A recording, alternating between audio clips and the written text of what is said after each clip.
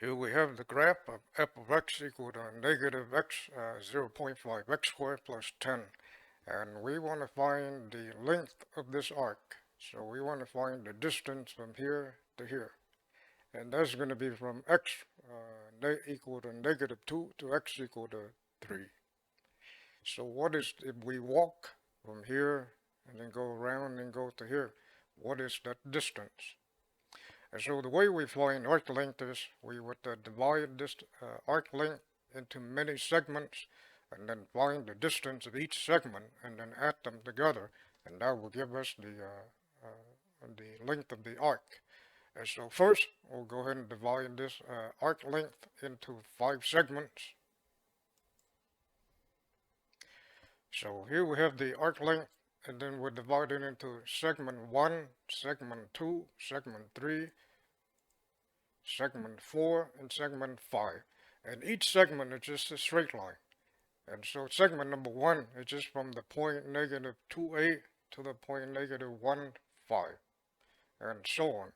And so we call them, the first point, we call it x of 0, y sub 0, x of 1, y sub 1, x of 2, y sub 2, and then x of 3, y sub 3, and so on.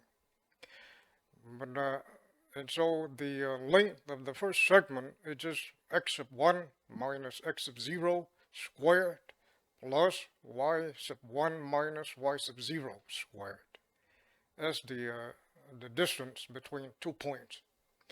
But for y sub 1, we could also write it as f of x sub 1. And then for y sub 0, we can also write it as f of x sub 0. And so the length of the first segment comes out to be about 1.802775. And then the length of the second segment would be x2 minus x1 squared, and then y2 minus y1 squared. And that comes out to be about 1.11803339. And then this third segment would be x3 minus x2, and then y3 minus y2. And that comes out to be 1.118033. So we found the lengths of the first 3 segments, and now we'll find the length of the fourth and the fifth.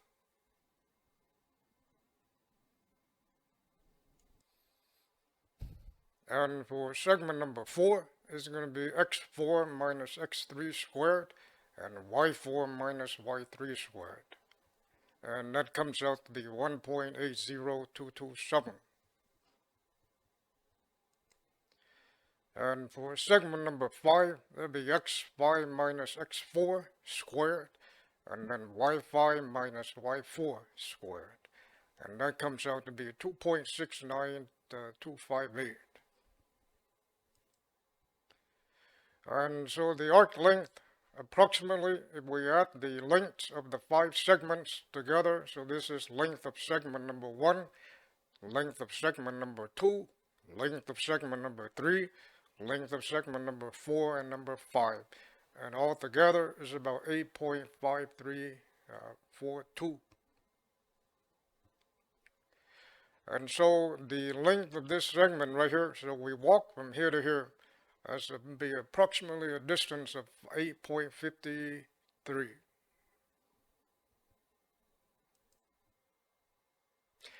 So again, this is the length of the first segment, this is the length of the second segment, the third segment, the fourth segment, and the fifth segment.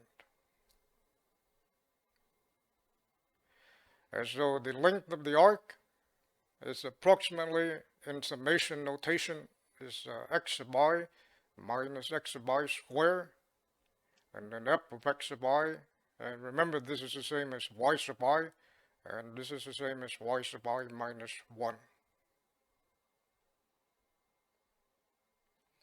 So this is summation notation for 5 segments. And if we have, instead of 5 segments, if we have 10 segments, 100 segments, or 1,000 segments, or and so on. Or we have n number of segments, and then instead of 5, then the summation will go from 1 to n. This is x sub I minus x sub I minus 1, and normally we use the notation delta x sub I. And this is like y sub I minus y sub I minus 1, and so normally we use the notation delta y sub I. And then we'll rewrite this a little bit. For y sub I, we'll rewrite it as, for delta y sub I squared, we'll rewrite it as delta y sub I squared dividing by delta x sub I squared times delta x sub I squared. Obviously, if we these two right here, we cancel them out, and then what's left is the delta y sub I squared. But we wanted to write it like this, and so that we can factor out the common factor of delta x sub I squared. So we have this term, and then we have this term. And the common factor is delta x sub I squared. And so we factor that out. And remember, to factor out delta x sub I squared, it means you just put delta x sub I squared in the front, and then divide this term by delta x sub I squared. So we divide this term by delta x sub I squared, we get 1. Divide this term by delta x sub I squared, then we get just this part. And then the square root of delta x sub I squared is just delta x sub I.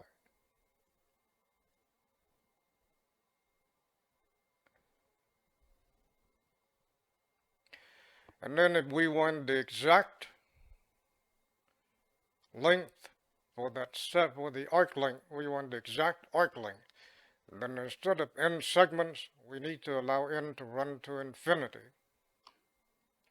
So if n runs to infinity, or if n approaches infinity, then we write it limit as n approaches infinity. And this will give us the length of the arc.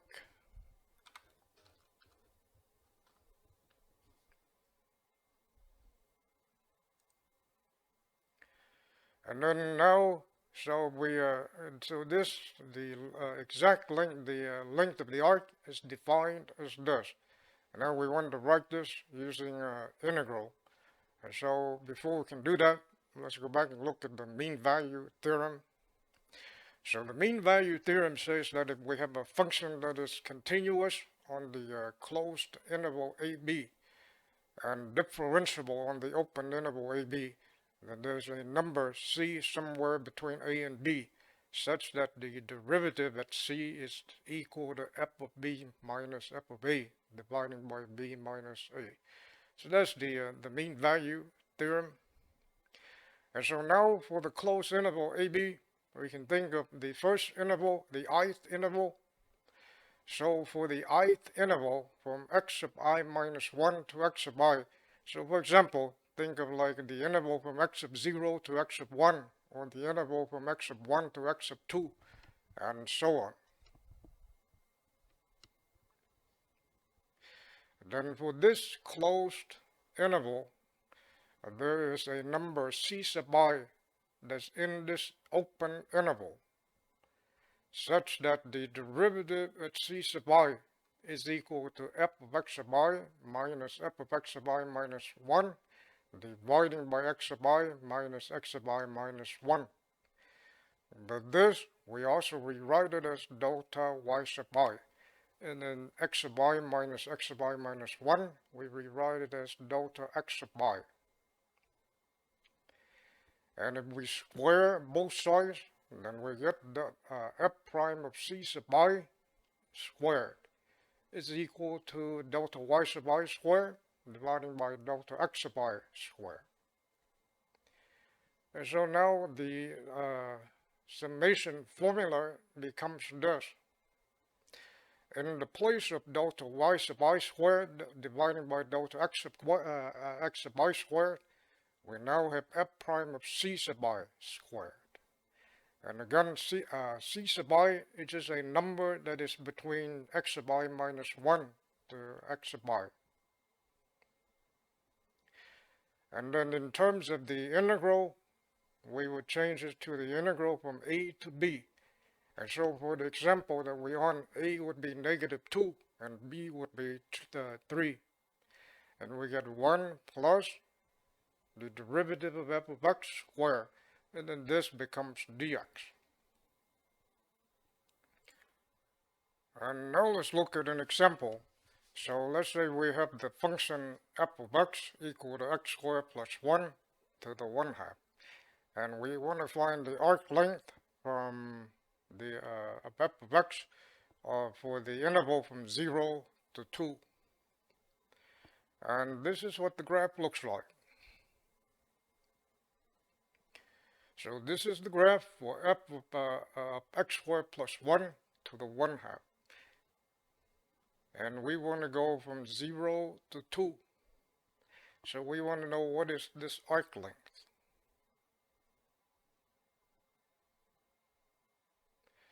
And so using the formula we just developed, the arc length would be the integral of the square root of 1 plus the derivative, first derivative square. And so first we need to find the derivative. So the derivative of x squared plus 1 to the 1/2, it'd be 1/2 times x squared plus 1. And remember, when we take the derivative, we just put the exponent in the front and then subtract 1 from the exponent. So 1/2 in the front, and then 1/2 minus 1 is -1/2. And then we have to apply the chain rule and take the derivative of x squared plus 1. And the derivative of x squared plus 1 is 2x. And then 1/2 times 2x is just x. And so we end up with x times x squared plus 1 to the -1/2.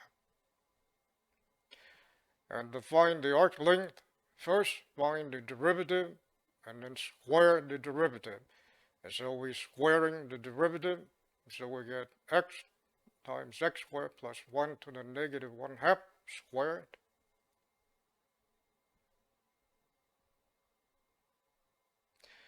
And then a couple ways to do this. This is square, so we can rewrite this 2 times.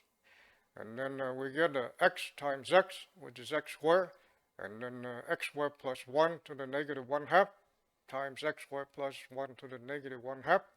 And remember, when multiplying, we add the exponents.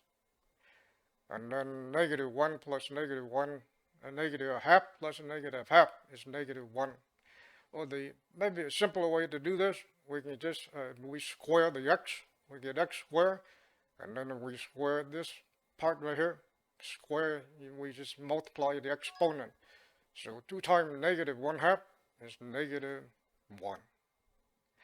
And so the arc length will be integral from 0 to 2 square root of 1 plus x squared times x squared plus 1 to the -1.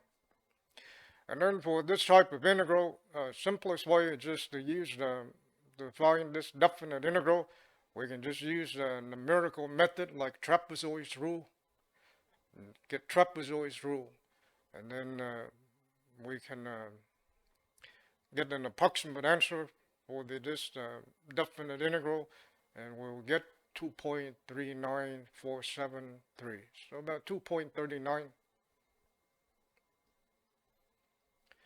And so if we walk from here to over here, then that's the distance about 2.39.